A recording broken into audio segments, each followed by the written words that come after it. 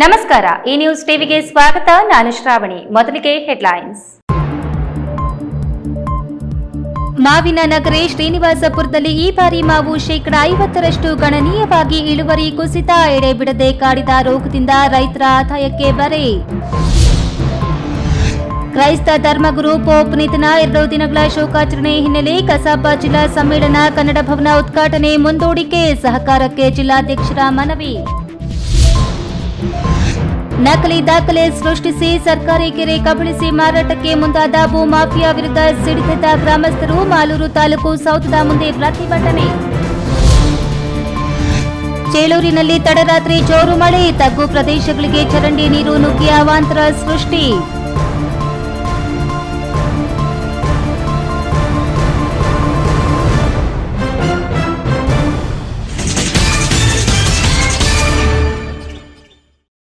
ವಾರ್ತೆಗಳ ವಿವರ. ಹಣ್ಣುಗಳ ರಾಜ ಎಂದ್ರೆ ಅದು ಮಾವಿನ ಹಣ್ಣು. ಇಂತಹ ಮಾವು ಬೆಳೆಯುವುದರಲ್ಲಿ ನಮ್ಮ ರಾಜ್ಯವೂ ಸಹ ಒಂದಾಗಿದ್ದು, ಕೋಲಾರ ಜಿಲ್ಲೆಯ ಶ್ರೀನಿವಾಸಪುರ ಮಾವು ವಿಶ್ವದಲ್ಲೇ ಹೆಸರುವಾಸಿಯಾಗಿದೆ. ಆದರೆ ಈ ಬಾರಿ ಮಾವು ಬೆಳೆಗಾರರ ಪಾಲಿಗೆ ಕಹಿಯಾಗುವ ಲಕ್ಷಣಗಳು ಕಂಡುಬರ್ತಿದೆ.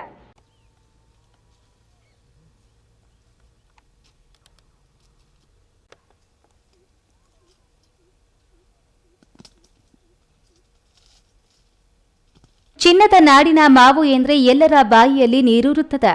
ರೈತನಿಗೂ ಒಂದಷ್ಟು ಆದಾಯ ಕೈಗೆ ಸಿಕ್ಕ ಖುಷಿಗೆ ಕಾರಣವಾಗಿರ್ತಿತ್ತು. ಬೇಸಿಗೆಯಲ್ಲಿ ಫಸಲು ಬಿಡುವ ಮಾವು ಹಲವಾರು ಹವಾಮಾನ ವೈಪರೀತ್ಯಗಳನ್ನು ಎದುರಿಸಿ ನಿಂತು ರೈತನಿಗೆ ಆದಾಯ ತಂದು ಕೊಡುವುದು ಸಾಮಾನ್ಯವಾಗಿ ನೋಡಬಹುದು. ಆದರೆ ಈ ಬಾರಿ ಇಳುವರಿ ಇಲ್ಲದಾಗಿದೆ. ಕಳೆದ 3-4 ವರ್ಷಗಳಿಂದ ಒಂದು ಬಾರಿ ಫಸಲು ಕಮ್ಮಿಯಾದರೆ ಮತ್ತೊಂದು ಬಾರಿ ಹೆಚ್ಚು ಇಳುವರಿ ನೀಡುತ್ತಿತ್ತು. ಆದರೆ ಈ ವರ್ಷ ಮಾವಿನ ಬೆಳೆಗೆ ಹಲವಾರು ರೋಗಗಳು ಬಂದಿದ್ದು ಮಾವಿನ ಇಳುವರಿಯಲ್ಲಿ ಗಣನೀಯ ಕುಸಿತ ಕಂಡಿದೆ.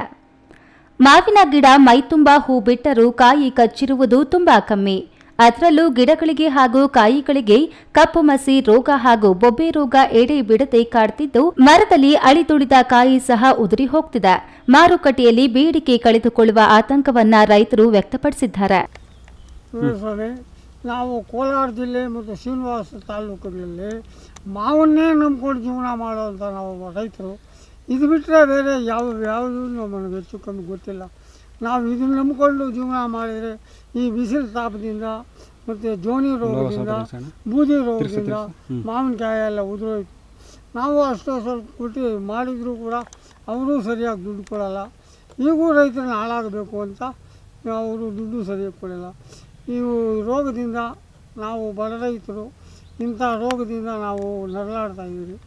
ಈ ಬಡ ರೈತಕ್ಕೋಸ್ಕರವಾಗಿ ನಿಮ್ಮ ಸರ್ಕಾರದಿಂದ ಏನಾದರೂ ನಮಗೆ ಕೊಡ್ತೀವಿ ಅಂತ ನಾವು ಆಸೆ ಪಟ್ಟು ಮಾಡ್ತಾಯಿದ್ದೀವಿ. ಒಟ್ಟಾರೆಯಾಗಿ ಉತ್ತಮ ಆದಾಯ ನಿರೀಕ್ಷೆಯಲ್ಲಿ ಕಾದುಕೊಳ್ತಿದ್ದ ರೈತನಿಗೆ ಈ ಬಾರಿ ಮಾವು ಕಹಿಯಾಗಿದ್ದು, ಪ್ರತಿ ವರ್ಷದ ಮಾವಿನ ಫಸಲಿಗೆ ಹೋಲಿಸಿದರೆ 50-60% ಇಳುವರಿ ಕಡಿಮೆಯಾಗಿದ್ದು ಸರ್ಕಾರ ಮಾವು ಬೆಳೆಗಾರರ ಕಡೆ ಗಮನ ಹರಿಸಬೇಕಾಗಿದೆ. ಸತೀಶ್, ಈ ನ್ಯೂಸ್ ಟಿವಿ, ಕೋಲಾರ.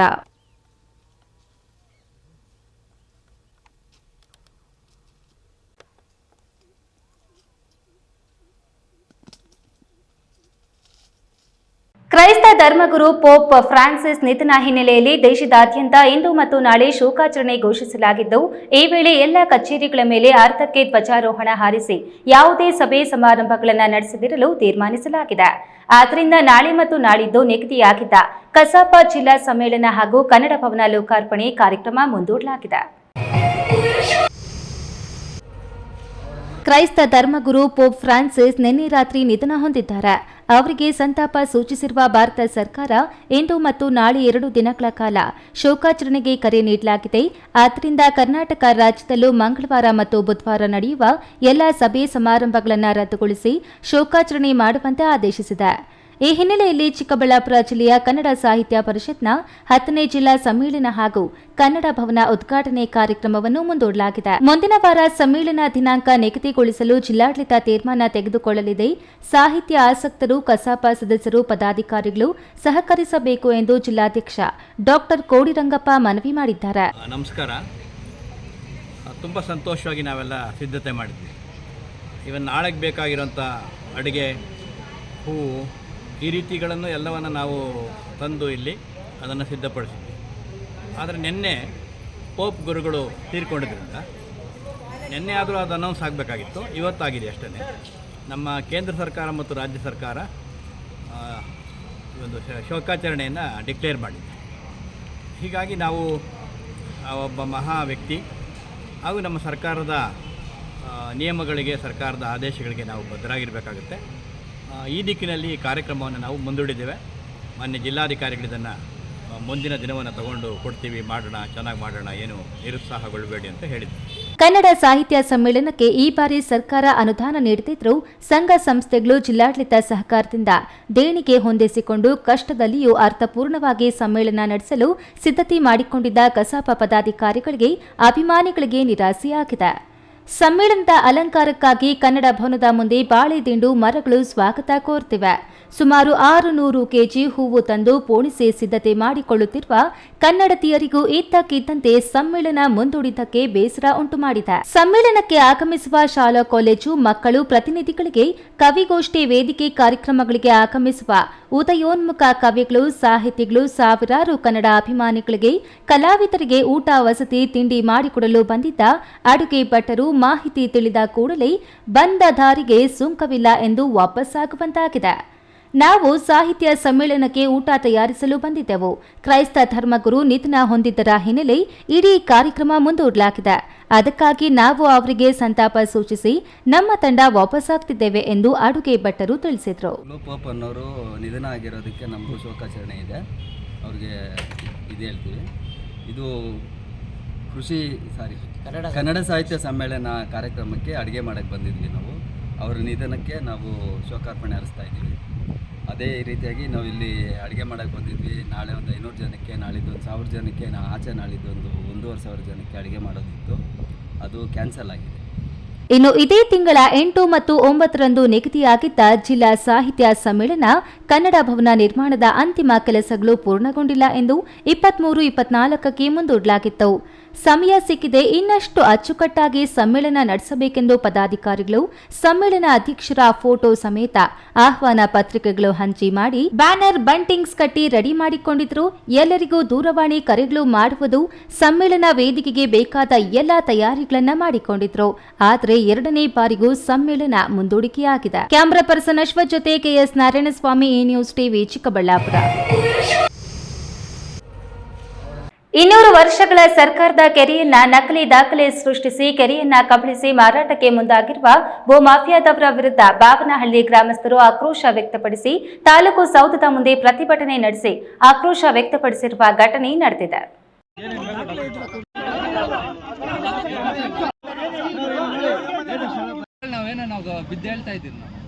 ಮಾಲೂರು ತಾಲೂಕಿನ ಕಸಬಾ ಹೋಬಳಿಯ ಅಬೇನಹಳ್ಳಿ ಗ್ರಾಮ ಪಂಚಾಯಿತಿ ವ್ಯಾಪ್ತಿಯ ಬಾವನಹಳ್ಳಿ ಗ್ರಾಮದ ಸರ್ವೆ ನಂಬರ್ ಸುಮಾರು 95 ಎಕರೆ ಭೂಮಿಯಲ್ಲಿ 26 ಎಕರೆ ಭೂಮಿಯನ್ನ ಕೆಲ ಪ್ರಭಾವಿ ವ್ಯಕ್ತಿಗಳು ಒತ್ತುವರಿ ಮಾಡಿಕೊಂಡಿದ್ದು, ಕೆರೆಯ ಮಧ್ಯ ಭಾಗದಲ್ಲಿ ಕಟ್ಟೆ ನಿರ್ಮಾಣ ಮಾಡಲು ಮುಂದಾದ ಭೂ ಮಾಫಿಯಾದವರ ವಿರುದ್ಧ ಬಾವನಹಳ್ಳಿ ಗ್ರಾಮಸ್ಥರು ಜಮಾಯಿಸಿ ಆಕ್ರೋಶ ವ್ಯಕ್ತಪಡಿಸಿದರು.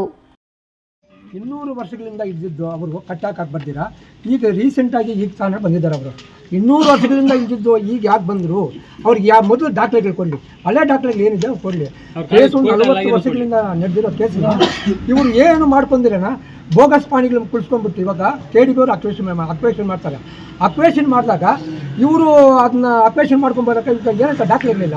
ಟ್ಯಾಂಕ್ ಬೆಡ್ ಅಂತ ತೋರಿಸಿದೆ. ಟ್ಯಾಂಕ್ ಬೆಡ್ನ ಇವರು ಅಕ್ವೇಷನ್ ಮಾಡ್ಕೊಂಡು ಬೇರೆಯವ್ರಿಗೆ ಮಾರೋಕೆ ಬೋಗಸ್ ಪಾಣಿ ಕುಳಿಸ್ಬಿಟ್ಟು ಬೇರೆ ಕಟ್ಟೆ ಹಾಕಿ ಬೇರೆಯವ್ರಿಗೆ ಮಾರೋಕ್ಕೆ ಇದು ಮಾಡ್ತಾ ಇದ್ದಾರೆ. 200 ವರ್ಷಗಳಿಂದ ಇದ್ದಿದ್ದು ಇವಾಗ ಹೆಂಗೆ ಮಾಡ್ಕೊತಾವ್ರೆ ಇವರು ಅನ್ನೋದು ನನ್ನ ಅಭಿಪ್ರಾಯ. ಇದು ಸುಮಾರು ಒಂದು 10,000 ಜನಕ್ಕೆ ನೀರಾವರಿ ಕೆರೆಗಳಿಗೆಲ್ಲ ಹೋಗ್ಬೇಕು, ನೀರು ತಂಬೆಳ್ಳಿ ಇದನ್ನೆಲ್ಲ ಹೋಗ್ಬೇಕು. ಕೇಸಿನಲ್ಲಿ ನೀರು ಬಿಟ್ಟಿದ್ದಾರೆ. ಇವಾಗ 200 ವರ್ಷಗಳಿಂದ ಇದ್ದಿದ್ದು ಈಗ ಹೆಂಗೆ ಮಾಡ್ಕೊಂಡ್ರು, ಅದು ಯಾರು ಮಾಡಿದ್ದಾರೆ, ಇದು ಹಿಂದ್ಗಡೆ ಯಾರು ಪಾಣಿಗಳು ಕುಡಿಸವ್ರೆ ಅವರೆಲ್ಲ ಈಚೆಗೆ ಬರ್ಬೇಕು ಸರ್. ಇಷ್ಟೇ ನಾನು ಮನವಿ ಮಾಡ್ಕೊತದ್ದು. ಮೈಸೂರು ರಾಜರ ಕಾಲದಲ್ಲಿ ಬಾವನಹಳ್ಳಿ ಗ್ರಾಮದ ಸರ್ಕಾರಿ ಕೆರೆ ಅಂಗಳ ಎಂದು ದಾಖಲಾತಿಯಲ್ಲಿ ದಾಖಲಾಗಿದೆ. ಇತ್ತೀಚೆಗೆ ಈ ಪ್ರದೇಶದಲ್ಲಿ ಕೈಗಾರಿಕಾ ಪ್ರದೇಶದಲ್ಲಿ ಕಾರ್ಖಾನೆಗಳು ಹೆಚ್ಚಾಗಿದ್ದು, ಇಲ್ಲಿನ ಭೂಮಿಯ ಬೆಲೆ ಗಗನಕ್ಕೆ ಏರಿದ ಕಾರಣ ಕೆರೆಯನ್ನ ಒತ್ತುವರಿ ಮಾಡಿಕೊಂಡು ಕಂಪನಿಗಳಿಗೆ ಭೂಮಿಯನ್ನ ಮಾರಲು ಭೂಮಾಫಿಯಾದವರು ಮುಂದಾಗಿದ್ದಾರೆ. ಆದರೆ ಸರ್ಕಾರಿ ಕೆರೆಯನ್ನ ಸರ್ಕಾರಿ ಅಧಿಕಾರಿಗಳು ಹಾಗೂ ಜನಪ್ರತಿನಿಧಿಗಳು ಕೆರೆಯನ್ನು ಉಳಿಸಿಕೊಳ್ಳಲು ನಿರ್ಲಕ್ಷ್ಯ ವಹಿಸಿರುವುದು ಗ್ರಾಮಸ್ಥರ ಆಕ್ರೋಶಕ್ಕೆ ಗುರಿಯಾಗಿದ್ದು, ನಮ್ಮ ಕೆರೆ ನಮ್ಮ ಹಕ್ಕು ಎಂಬ ಘೋಷಣೆಯೊಂದಿಗೆ ಬಾವನಹಳ್ಳಿ ಗ್ರಾಮಸ್ಥರು ಕೆರೆ ಉಳಿಸಲು ತಹಶೀಲ್ದಾರ್ ಕಚೇರಿ ಮುಂದೆ ಪ್ರತಿಭಟನೆ ನಡೆಸಿ ಒತ್ತುವರಿ ತೆರವುಗೊಳಿಸಬೇಕು ಎಂದು ಆಗ್ರಹಿಸಿದರು. ಸುಮಾರು 60 ಎಕರೆ ನಮಗೆ ಜಾಗ ಇರೋದು. ಸುಮಾರು 100-150 ವರ್ಷದಿಂದ ಬರೀ ಕೆರೆ ಅಂತ ಹೇಳ್ಬಿಟ್ಟೆ ಅವತ್ತಿಂದನೂ ಇವತ್ತು ಗಂಟನೂ ಕೆರೆ ಅದೇ ಥರ ಇದೆ. ಇವಾಗ ನೋಡಿದ್ರಲ್ಲ, ನೀವು ನೋಡಿದ್ರಿ ಸರ್, ಇವಾಗ ಏನಾಯ್ತೋ ಕೆರೆ ಅದೇ ಇದೆ. ಅವರು ಪೊಸಿಷನ್ ಆಗಿಲ್ಲ, ಏನೂ ಇಲ್ಲ. ಇತ್ತೀಚಿನ 2017ರಲ್ಲಿ ಅವರು ಇಲ್ಲಿಗಲ್ಲಿ ಪಾಣಿಗಳು ಕ್ರಿಯೇಟ್ ಮಾಡ್ಕೊಂಡು ಅವರು ಏನು ಸ್ವಾಧೀನಕ್ಕೆ ಬರೋಕ್ಕೆ ಇವಾಗ ಟ್ರೈ ಮಾಡ್ತಾ ಇದ್ದಾರೆ. ನಾವು ಹೋಗಿ ಊರಾಗಿ ಸುಮಾರು 1.5 ತಿಂಗಳಿಂದ ಗಲಾಟೆಗಳು ಮಾಡೋದು, ಅವ್ರು ಪೊಲೀಸ್ ಕಂಪ್ಲೇಂಟ್ ಕೊಡೋದು, ನಮ್ಮ ಮೇಲೆ NCRಗಳು ಮಾಡೋದು, ಈ ಮಹಿಳೆಯನ್ನು ಬಿಡೋದು, ಹೆಂಗ್ಸನ್ ಬಿಟ್ಟು ನಮ್ಮ ಮೇಲೆ ಗಲಾಟೆ ಮಾಡಿಸೋದು, ಈ ಥರ ಎಲ್ಲ ಪ್ರೊಸೆಸ್ ಮಾಡ್ತಾನೆ ಇದ್ದಾರೆ. ಇವಾಗ ಏನಂದರೆ ಮೈಸೂರು ಕಂದಾಯ ಅದಾಲತ್ ಇದಲ್ಲಿ ಅವ್ರಿಗೆ ಟ್ಯಾಂಕ್ ಬೆಡ್ ಅಂತ ಹೇಳ್ಬಿಟ್ಟು ಕುಳಿಸಿದ್ದಾರೆ. ಟ್ಯಾಂಕ್ ಬೆಡ್ ಇದು ಅರಣ್ಯಕ್ಕೆ ಉಪಯೋಗಿಸ್ಕೊಬೋದು ಹೊರತು ಖಾಸಗಿ ವ್ಯಕ್ತಿಗಳು ಯಾರು ಇದನ್ನು ಬಳಸೋಂಗಿಲ್ಲ ಅಂತ ಹೇಳ್ಬಿಟ್ಟು ಈ ನಮ್ಮ ಇದಲ್ಲೇ ನೋಡಿ, ಇದಲ್ಲೇ ಟ್ಯಾಂಕ್ ಬೆಡ್ ಅಂತ ತೋರಿಸಿದ್ದಾರೆ. ಇನ್ನು ತಹಶೀಲ್ದಾರ್ ಎಂವಿ ರೂಪಾ ಬಾವನಹಳ್ಳಿ ಗ್ರಾಮದ ಕೆರೆಗೆ ಭೇಟಿ ನೀಡಿ ಕೆರೆಗೆ ಅಡ್ಡಗಟ್ಟುತ್ತಿರುವ ಕಟ್ಟೆ ಕಾಮಗಾರಿ ನಿಲ್ಲಿಸಿ ಈ ಪ್ರಕರಣ ಇತ್ಯರ್ಥ ಆಗುವವರೆಗೂ ಯಾವುದೇ ಕಾಮಗಾರಿ ನಡೆಸದಂತೆ ತಾಕೀತು ಮಾಡಿದರು. ಈ ಸಂದರ್ಭದಲ್ಲಿ ಗ್ರಾಮ ಪಂಚಾಯಿತಿ ಮಾಜಿ ಅಧ್ಯಕ್ಷ ಮಂಜುನಾಥ್, ರಾಮಪ್ಪ, ಮನೋಹರ, ಡಿ ಮಂಜುನಾಥ್, ಪ್ರಕಾಶ್, ದೇವೇಂದ್ರ, ಪ್ರತಾಪ್, ಓಂ ಪ್ರಕಾಶ್, ನಾರಾಯಣಗೌಡ, ಶಿವಾರೆಡ್ಡಿ, ಗೌತಮ್ ರೆಡ್ಡಿ, ಪ್ರಕಾಶ್, ರಮೇಶ್, ಎಂಟಿಬಿ, ಮುರಳಿ ಸೇರಿದಂತೆ ಹಲವಾರು ಗ್ರಾಮಸ್ಥರು ಭಾಗವಹಿಸಿದರು. ಕೇಶವ್, ಈ news TV, Malur.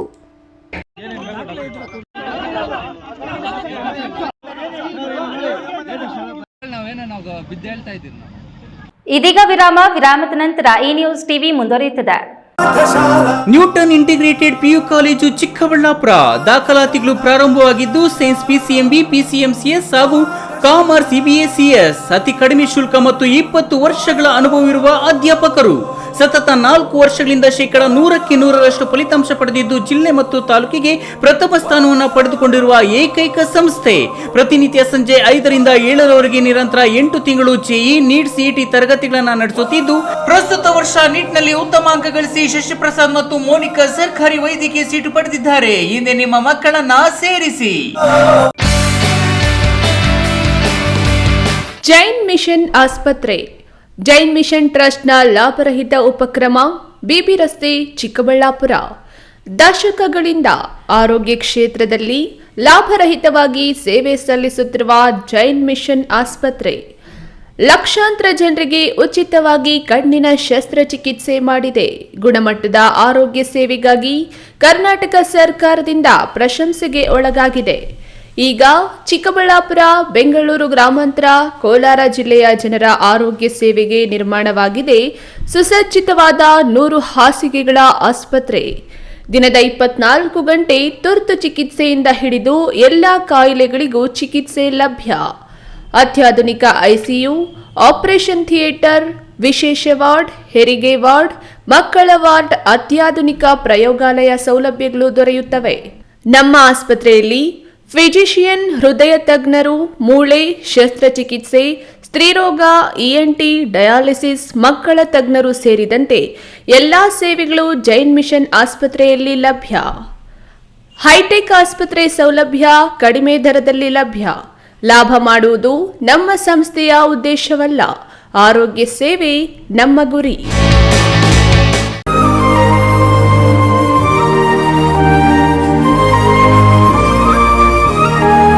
Best PU college.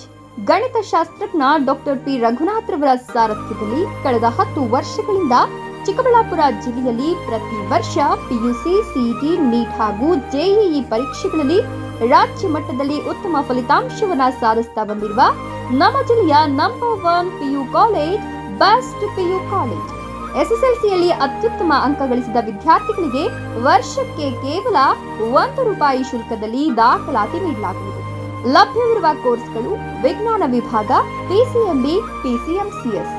ವಿಜ್ಞಾನ ವಿಭಾಗದ ವಿದ್ಯಾರ್ಥಿಗಳಿಗೆ NEET, CET ಹಾಗೂ JEE ವಿಶೇಷ ತರಬೇತಿ ನೀಡಲಾಗುವುದು. ಕಾಮರ್ಸ್ ವಿಭಾಗದಲ್ಲಿ EBACS ಮತ್ತು CA ಫೌಂಡೇಶನ್ ತರಬೇತಿ ನೀಡಲಾಗುವುದು. ಎಂದೇ ದಾಖಲಾತಿಗೆ ಸಂಪರ್ಕಿಸಿ. ಬೆಸ್ಟ್ PU ಕಾಲೇಜ್, CSI ಆಸ್ಪತ್ರೆ ರಸ್ತೆ, ಚಿಕ್ಕಬಳ್ಳಾಪುರ. Mobile number 9845634201, 9535553012. ವಿರಾಮದ ನಂತರ ಈ ನ್ಯೂಸ್ ಟಿವಿಗೆ ಸ್ವಾಗತ. ಸೋಮವಾರ ರಾತ್ರಿ ಸುರಿದ ಭಾರೀ ಬಿರುಗಾಳಿ ಸಮೇತ ಮಳೆಯಿಂದ ಚೇಳೂರು ಪಟ್ಟಣದ ಮುಖ್ಯ ರಸ್ತೆಗಳು ನೀರಿನಿಂದ ಜಲಾವೃತವಾಗಿದ್ದು ತಗ್ಗು ಪ್ರದೇಶಗಳಿಗೆ ನೀರು ನುಗ್ಗಿದ್ರಿಂದ ಅವಾಂತರವೇ ಸೃಷ್ಟಿಯಾಗಿತ್ತು. ಚರಂಡಿಗಳಲ್ಲಿನ ನೀರು ಉಕ್ಕಿ ಹರಿದು ಮನೆಗಳಿಗೂ ನುಗ್ಗಿದೆ.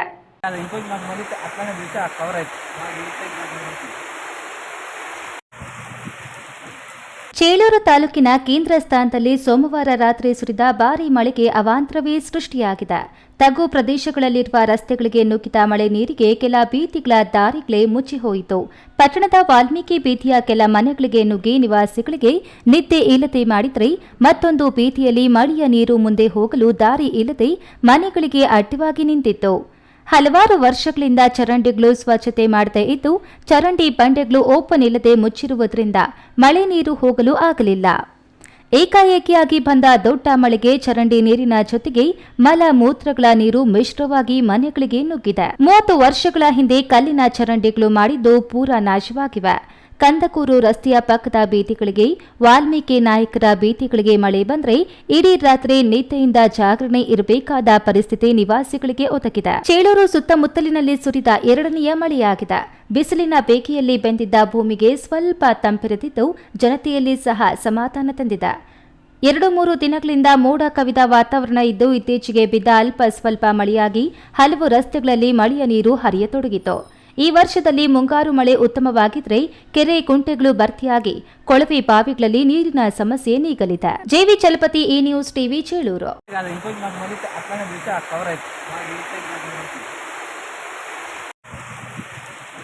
ಈ ಬಾರಿಯ ಯುಪಿಎಸ್ಸಿ ಪರೀಕ್ಷೆಯಲ್ಲಿ ಕೋಲಾರ ಇಬ್ಬರು ಉತ್ತೀರ್ಣರಾಗಿರುವ ಮೂಲಕ ಜಿಲ್ಲೆಗೆ ಕೀರ್ತಿ ತಂದಿದ್ದಾರೆ.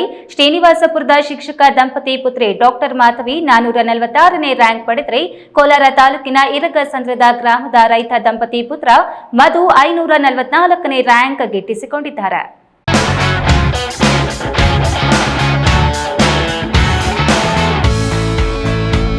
ಕೋಲಾರ ಜಿಲ್ಲೆಯ ಡಾಕ್ಟರ್ ಆರ್ ಮಾಧವಿ ಹಾಗೂ ಎ ಮಧು ಈ ಬಾರಿ ಕೇಂದ್ರೀಯ ಲೋಕಸೇವಾ ಆಯೋಗದ ಪರೀಕ್ಷೆಯಲ್ಲಿ ಉತ್ತೀರ್ಣರಾಗಿದ್ದಾರೆ. ಶ್ರೀನಿವಾಸಪುರದ ಶಿಕ್ಷಕ ದಂಪತಿ ಪುತ್ರಿ ಡಾಕ್ಟರ್ ಮಾಧವಿ 446ನೇ ರ್ಯಾಂಕ್ ಪಡೆದರೆ, ಕೋಲಾರ ತಾಲೂಕಿನ ಇರಗಸಂದ್ರದ ಗ್ರಾಮದ ರೈತ ದಂಪತಿ ಪುತ್ರ ಮಧು 544ನೇ ರ್ಯಾಂಕ್ ಗಿಟ್ಟಿಸಿಕೊಂಡಿದ್ದಾರೆ. ಮಾಧವಿ ಎಂಬಿಬಿಎಸ್ ಓದಿದ್ದು ತಂದೆ ರವಿಕುಮಾರ್ ಹಾಗೂ ತಾಯಿ ನಂದಿನಿ ಶಿಕ್ಷಕರು. 4ನೇ ಪ್ರಯತ್ನದಲ್ಲಿ ನನಗೆ ಯಶಸ್ಸು ಸಿಕ್ಕಿದೆ. ಚಿಕ್ಕ ವಯಸ್ಸಿನಲ್ಲೇ ಯುಪಿಎಸ್ಸಿ ಪರೀಕ್ಷೆ ಬರೆಯುವ ಆಸಕ್ತಿ ಮೂಡಿತ್ತು. ರ್ಯಾಂಕ್ ಬಂದಿರುವುದು ಖುಷಿ ತಂದಿದ್ರು. ಮತ್ತೊಮ್ಮೆ ಯುಪಿಎಸ್ಸಿ ಪರೀಕ್ಷೆ ಬರೆಯುತ್ತೇನೆ ಎಂದು ಮಾಧವಿ ತಿಳಿಸಿದರು.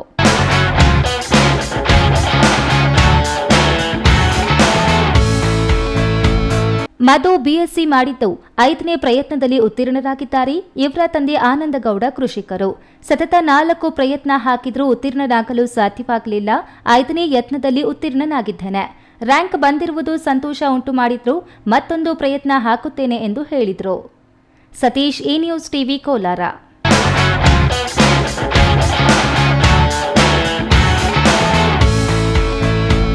ಗಂಗರಸರ ರಾಜಧಾನಿ ಮಣ್ಣೆ ಗ್ರಾಮವು ನಾಟಕಗಳ ತವರೂರು. ವಿಭಿನ್ನ ರೀತಿಯ ನಾಟಕ ಪ್ರಯೋಗ ಮಾಡಿದೆ. ಈ ಊರಿನ ಕಲಾವಿದರು ಬೇರೆ ಕಡೆ ನಾಟಕ ಪ್ರದರ್ಶನ ನೀಡಿ ಸೈ ಎನಿಸಿಕೊಂಡು ಬಂದಿರುವ ಪರಂಪರೆ ಇದೆ. ಪೌರಾಣಿಕ ನಾಟಕಗಳನ್ನು ಇಂದಿನ ಯುವ ಪೀಳಿಗೆ ಮರೆಯುತ್ತಿದ್ದು, ಇಂತಹ ಪೌರಾಣಿಕ ನಾಟಕ ಪ್ರದರ್ಶನದಿಂದ ಹೊಸ ಆವಿಷ್ಕಾರ ಸೃಷ್ಟಿಯಾಗಿದೆ ಎಂದು ನಿವೃತ್ತ ಐಎಎಸ್ ಅಧಿಕಾರಿ ಹಾಗೂ ಮಾಜಿ ಶಾಸಕ ವೀರಭದ್ರಯ್ಯ ಅಭಿಪ್ರಾಯಪಟ್ಟರು.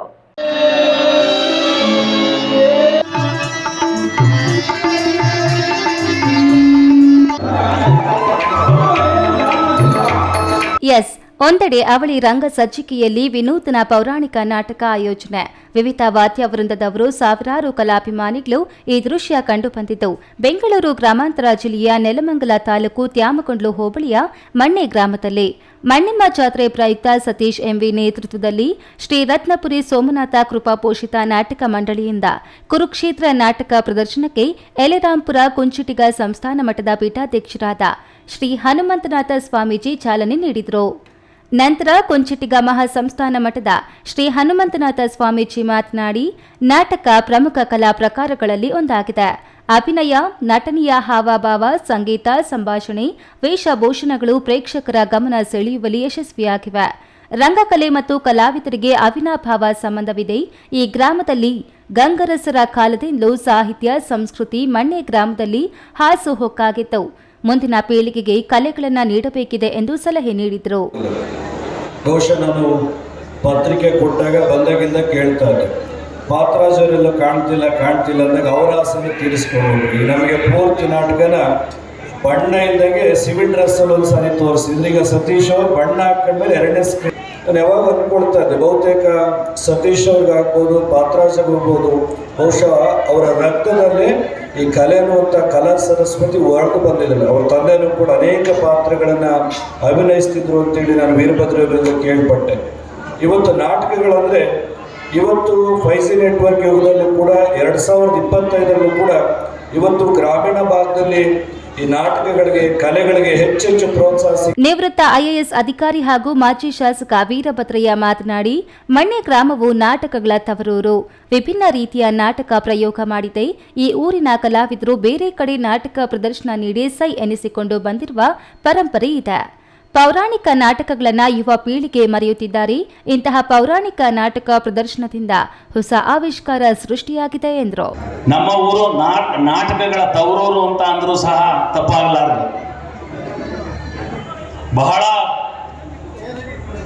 ನಾಟಕಗಳನ್ನು ಆಗಿಂದಾಗೆ ನಮ್ಮ ಹಿರಿಯರು ಇವತ್ತಿಲ್ಲ ನಮ್ಮ ಕಣ್ಮುಂದೆ, ಅವರೆಲ್ಲರನ್ನ ಅಭಿನಯಿಸಿರ್ತಕ್ಕಂಥದ್ದು ನಾನು ಕೂಡ ನೋಡಿದ್ದೇನೆ.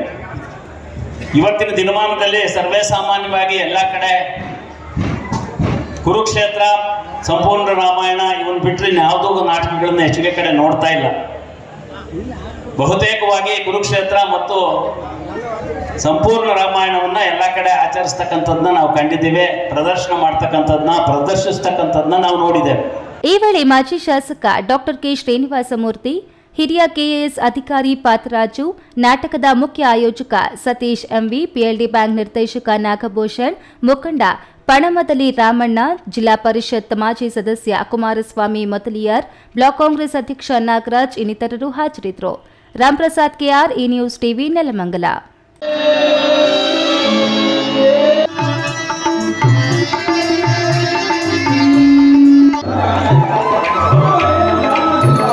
ಭೂಮಿಯ ಮೇಲೆ ಗಿಡ ಮರಗಳನ್ನು ಹೆಚ್ಚಾಗಿ ಬೆಳೆಸಿ ಭೂಮಿ ತಂಪಾಗಿರಲು ನೋಡಿಕೊಳ್ಳಬೇಕು. ಪರಿಸರ ರಕ್ಷಣೆ ನಮ್ಮೆಲ್ಲರ ಹೊಣೆ ಎಂದು ಹಿರಿಯ ಶ್ರೇಣಿ ನ್ಯಾಯಾಧೀಶೆ ಶ್ರೀಮತಿ ಗೀತಾ ಕುಂಬಾರ್ ತಿಳಿಸಿದರು.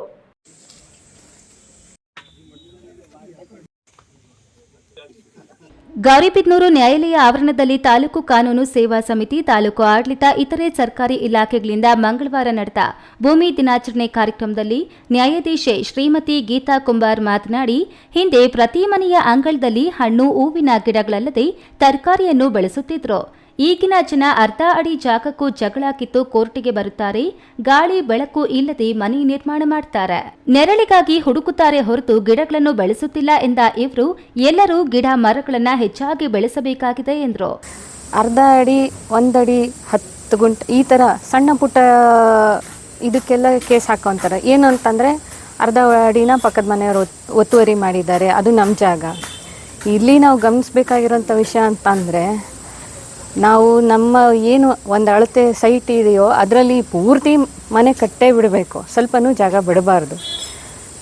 ಗಾಳಿ ಆಡಲಿಕ್ಕೆ, ಬೆಳಕು ಬರಲಿಕ್ಕೆ ಅಂತ ಹೇಳಿಬಿಟ್ಟು CMCಯಿಂದ ಅಥವಾ ಕಾನೂನು ಪ್ರಕಾರ ಎಷ್ಟು ಜಾಗ ಬಿಡಬೇಕೋ ಅಷ್ಟು ಜಾಗ ಬಿಡದೇನೆ ಪೂರ್ತಿಯಾಗಿ ಮನೆ ಕಟ್ಟೋದು, ಆಮೇಲೆ ನಮಗೆ ಗಾಳಿ ಬೆಳಕು ಇಲ್ಲ ಅಂತ ಒದ್ದಾಡೋದು. ಆದರೆ ನಮಗೆ ಗಾಳಿ ಬೆಳಕು ಎಲ್ಲಿಂದ ಬರ್ತದೆ ಅನ್ನೋದನ್ನು ನಮ್ಮ ಜನ ಯೋಚನೆ ಮಾಡ್ತಾ ಇಲ್ಲ. ಹೂ ಗಿಡಗಳನ್ನ, ಹಣ್ಣಿನ ಗಿಡಗಳನ್ನ, ತರಕಾರಿ ಗಿಡಗಳನ್ನ ಹಾಕ್ಕೊಳ್ಳೋಕ್ಕೆ ಮನೆ ಸುತ್ತ ಜಾಗ ಬಿಟ್ಕೊಂಡ್ರೆ ನಮಗೂ ಎಷ್ಟು ಅನುಕೂಲ ಆಗುತ್ತೆ ಅನ್ನೋದು ನಮಗೆ ಸಣ್ಣ ಇದು ಅರ್ಥ ಆಗ್ತಾ ಇಲ್ಲ. ಹಿಂದೆ ನಾವೆಲ್ಲ ಸಣ್ಣವರಿರುವಾಗ ನಮ್ಮ ಅಜ್ಜಿ ಮನೆಗೆ ಅಥವಾ ದೊಡ್ಡಪ್ಪ ಚಿಕ್ಕಮ್ಮ ಹೀಗೆ ನೆಂಟರುಗಳ ಮನೆಗೆ ಹೋದಾಗ ಅಕ್ಕಪಕ್ಕ ಸುತ್ತಮುತ್ತ ಜಾಗ ಬಿಟ್ಕೊಂಡಿರೋರು, ಹಿಂದೆ ತರಕಾರಿ ತೋಟ ಅಂತ ಮಾಡ್ಕೊಂಡಿರೋರು. ವಕೀಲರ ಸಂಘದ ಅಧ್ಯಕ್ಷ ದಿನೇಶ್ ಕುಮಾರ್ ಮಾತನಾಡಿ, ವೈವಿಧ್ಯಮಯವಾದ ಈ ಭೂಮಿ ಇಲ್ಲದಿದ್ರೆ ನಮ್ಮ ಉಳಿವೇ ಇಲ್ಲ. ಈ ಭೂಮಿಯಲ್ಲಿ ಖಾರವಾಗಿರುವ ಮೆಣಸಿನಕಾಯಿ, ಕಹಿಯಾಗಿರುವ ಬೇವು, ಸಿಹಿಯಾಗಿರುವ ಕಬ್ಬನ್ನ ಬೆಳೆಯಬಹುದು.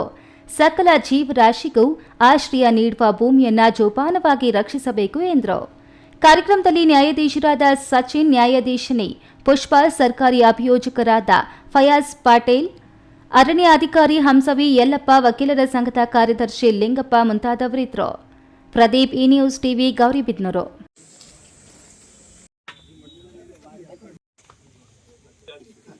ಚಿಕ್ಕಬಳ್ಳಾಪುರ ಜಿಲ್ಲೆ ಗುಡಿಬಂಡೆ ತಾಲೂಕು ಜಂಗಾಲಹಳ್ಳಿ ಗ್ರಾಮದಲ್ಲಿ ಬಹಳ ವರ್ಷಗಳ ನಂತರ ಊರ ದೇವತೆಗಳಾದ ಸಪ್ಪಲಮ್ಮ, ಗಂಗಮ್ಮದೇವಿ ಜಾತ್ರೆ ಅದ್ದೂರಿಯಾಗಿ ನಡೆಯಿತು. ಗ್ರಾಮದ ನಾರಿ ಮಣಿಯರು ಊರ ದೇವರುಗಳಿಗೆ ತಂಬಿಟ್ಟು ದೀಪ ಬೆಳಗಿದ್ರು. ಕುರಿ ಕೋಳಿಗಳ ಬಲಿ ನೀಡಿ ಮುಂದಿನ ದಿನಗಳಲ್ಲಿ ಊರನ್ನ ಕಾಪಾಡಮ್ಮ ಎಂದು ಪ್ರಾರ್ಥಿಸಿಕೊಂಡ್ರು. ಚಿಕ್ಕಬಳ್ಳಾಪುರ ಜಿಲ್ಲೆ ಗುಡಿಬಂಡೆ ತಾಲೂಕು ಜಂಗಾಲಹಳ್ಳಿಯಲ್ಲಿ ಬಹಳ ವರ್ಷಗಳ ನಂತರ ಊರ ದೇವತೆಗಳಾದ ಸಪ್ಪಲಮ್ಮ ಮತ್ತು ಗಂಗಮ್ಮ ದೇವರುಗಳಿಗೆ ಊರ ಜಾತ್ರೆ ನಡೆಸಿದ್ರು. ಊರಿನ ನಾರಿಯರು ಬಣ್ಣ ಬಣ್ಣದ ಹೂವಿನ ಅಲಂಕಾರದ ಕರಕ ಮಾತ್ರೆ ತಂಬಿಗೆಗಳಲ್ಲಿ ತಂಬಿಟ್ಟು ದೀಪದ ಮೆರವಣಿಗೆ ಮಾಡಿ ದೇವರುಗಳಿಗೆ ಬೆಳಗಿದ್ರು. ಹೊಸ ಬಟ್ಟೆ ತೊಟ್ಟು ಕುರಿ ಕೋಳಿಗಳೊಂದಿಗೆ ಮೆರವಣಿಗೆ ಹೊರಟ ಮಹಿಳೆಯರು ತಮಟೆ ಸದ್ದಿಗೆ ಹೆಜ್ಜೆ ಹಾಕಿ ಕುಣಿದ್ರು.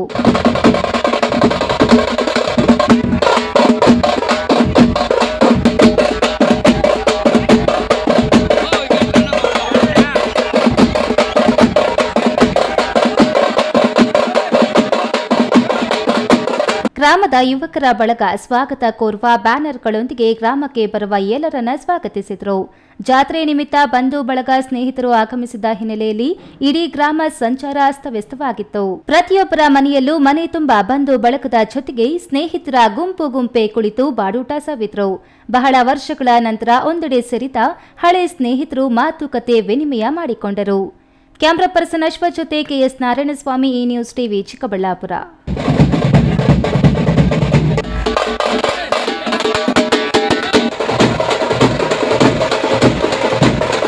ಇದೀಗ ವಿರಾಮದ ನಂತರ ಈ ನ್ಯೂಸ್ ಟಿವಿ ಮುಂದುವರಿಯುತ್ತದೆ.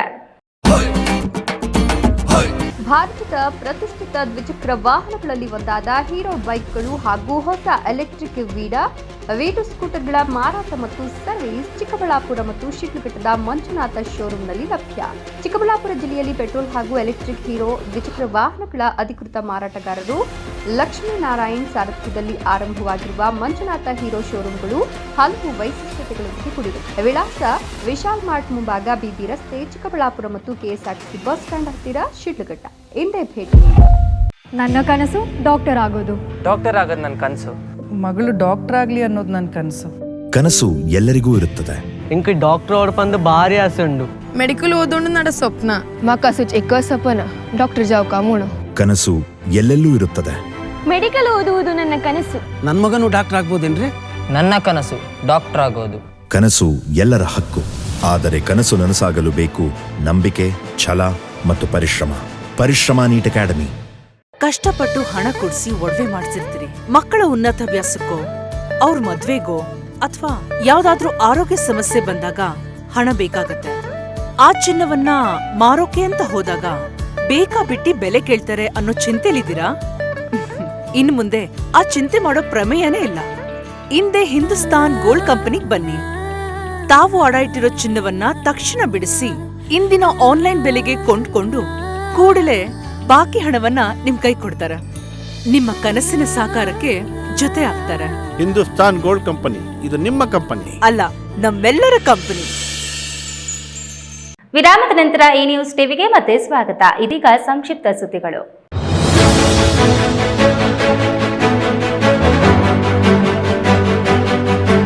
ಗೌರಿಬಿದನೂರು ನಗರದ ಹೊರವಲಯದಲ್ಲಿನ ಎಪಿಎಂಸಿ ಮಾರುಕಟ್ಟೆ ಸಮೀಪ ಅಶೋಕ್ ಎಂಬ ಮಧುಗಿರಿ ತಾಲೂಕಿಗೆ ಸೇರಿದ ಯುವಕನು ರೈಲಿಗೆ ತಲೆಕೊಟ್ಟು ಸಾವನ್ನಪ್ಪಿದ ಘಟನೆ ಸೋಮವಾರ ನಡೆದಿದೆ.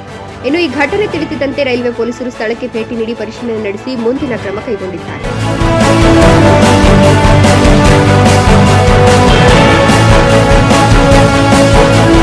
ಕೊನೆಯದಾಗಿ ಮತ್ತೊಮ್ಮೆ ಹೆಡ್ಲೈನ್ಸ್. ಮಾವಿನ ನಗರೆ ಶ್ರೀನಿವಾಸಪುರದಲ್ಲಿ ಈ ಬಾರಿ ಮಾವು 50% ಗಣನೀಯವಾಗಿ ಇಳುವರಿ ಕುಸಿತ. ಎಡೆ ಬಿಡದೆ ಕಾಡಿದ ರೋಗದಿಂದ ರೈತರ ಆದಾಯಕ್ಕೆ ಬರೆ. ಕ್ರೈಸ್ತ ಧರ್ಮಗುರು ಪೋಪ್ ನಿಧನ, 2 ದಿನಗಳ ಶೋಕಾಚರಣೆ ಹಿನ್ನೆಲೆ ಕಸಾಪ ಜಿಲ್ಲಾ ಸಮ್ಮೇಳನ ಕನ್ನಡ ಭವನ ಉದ್ಘಾಟನೆ ಮುಂದೂಡಿಕೆ. ಸಹಕಾರಕ್ಕೆ ಜಿಲ್ಲಾಧ್ಯಕ್ಷರ ಮನವಿ. ನಕಲಿ ದಾಖಲೆ ಸೃಷ್ಟಿಸಿ ಸರ್ಕಾರಿ ಕೆರೆ ಕಬಳಿಸಿ ಮಾರಾಟಕ್ಕೆ ಮುಂದಾದ ಭೂ ಮಾಫಿಯಾ ವಿರುದ್ಧ ಸಿಡಿದ ಗ್ರಾಮಸ್ಥರು. ಮಾಲೂರು ತಾಲೂಕು ಸೌಧದ ಮುಂದೆ ಪ್ರತಿಭಟನೆ. ಚೇಳೂರಿನಲ್ಲಿ ತಡರಾತ್ರಿ ಜೋರು ಮಳೆ, ತಗ್ಗು ಪ್ರದೇಶಗಳಿಗೆ ಚರಂಡಿ ನೀರು ನುಗ್ಗಿ ಅವಾಂತರ ಸೃಷ್ಟಿ.